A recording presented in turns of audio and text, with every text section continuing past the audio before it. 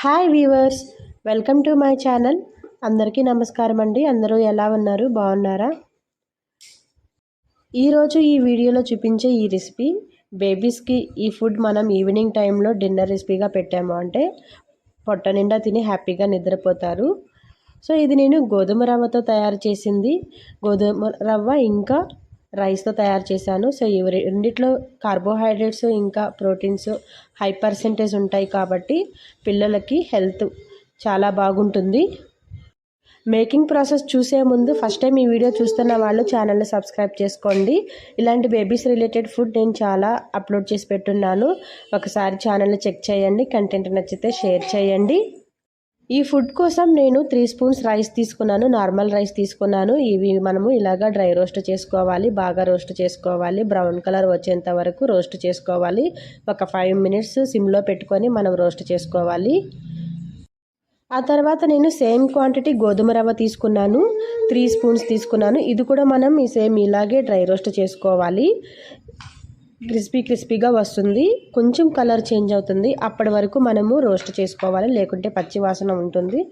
ఆ విధంగా మనం పిల్లలకి పెట్టకూడదు.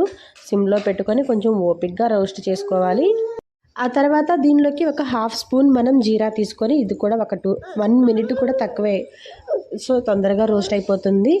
ఆ తర్వాత ఇవన్నీ ఒక ప్లేట్లోకి తీసుకొని మనం చల్లారి పెట్టుకోవాలి. బాగా చల్లారిన తర్వాత ఒక మిక్సర్ జార్ తీసుకొని ఇవన్నీ దానిలోకి వేసేసి మనం స్మూత్ పౌడర్ లాగా చేసుకోవాలి. బ్లెండ్ చేసుకొని కొంచెం బరకగా ఉన్నా కూడా పర్లేదు. ఆ తర్వాత ఇంకొక బౌల్ తీసుకొని, చిన్న బౌల్ తీసుకొని దానిలోకి నేను 1 ఇయర్ బేబీ ఉంది నాకు, సో నేను 3 స్పూన్స్ యాడ్ చేశాను. మీ పిల్లల వయసు బట్టి మీరు ఎన్ని స్పూన్స్ అయినా యాడ్ చేసుకోండి. సో ఇవన్నీ కొంచెం వాటర్ యాడ్ చేసి బుడగలంతా ఏమీ రాకుండా, లమ్స్ అనేటివి ఏమీ లేకుండా కొంచెం లిక్విడ్గా కలుపుకోవాలి వీడియోలో చూపిస్తున్న విధంగా. ఆ తర్వాత ఒక బాండి తీసుకొని దానిలోకి కొంచెం 2 స్పూన్స్ ఆయిల్ వేసి, ఇది కొంచెం బాగా హీట్ అయ్యాక కొంచెం ఆవాలు, కొంచెం జీలకర్ర ఇక్కడ ఆప్షనల్, వేస్తే వేయచ్చు లేకుంటే లేదా. మనం ఆల్రెడీ పౌడర్లో వేసాం కాబట్టి ఇది కొంచెం బాగా ఫ్రై అయిన తర్వాత నేను కట్ చేసిన క్యారెట్ ముక్కలు తీసుకున్నాను. 1/2 క్యారెట్ ఇంకా 1/2 పొటాటో తీసుకున్నాను. ఇవి సన్నగా తురుముకోవాలి, లేకుంటే ఇలా సన్నగా కట్ చేసుకోవచ్చు. ఇలా ఇవి కూడా దీనిలో వేసేసి ఒక 2-3 మినిట్స్ మనం కలుపుతూ ఉండాలి. కొంచెం ఫ్రై అయిన తర్వాత నేను టీ గ్లాస్తో 2.5 గ్లాస్ వాటర్ వేసి ఇవి ఉడికించాను.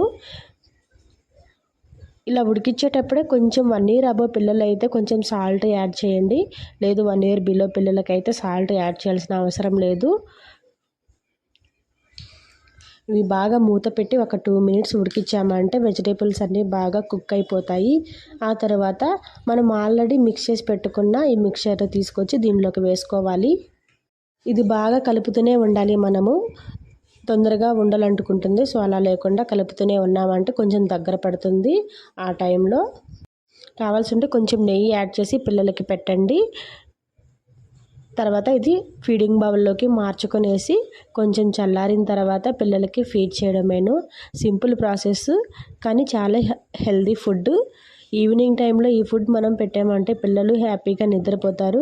ఖచ్చితంగా మీరు ట్రై చేయండి. వీడియో నచ్చితే లైక్ చేయండి.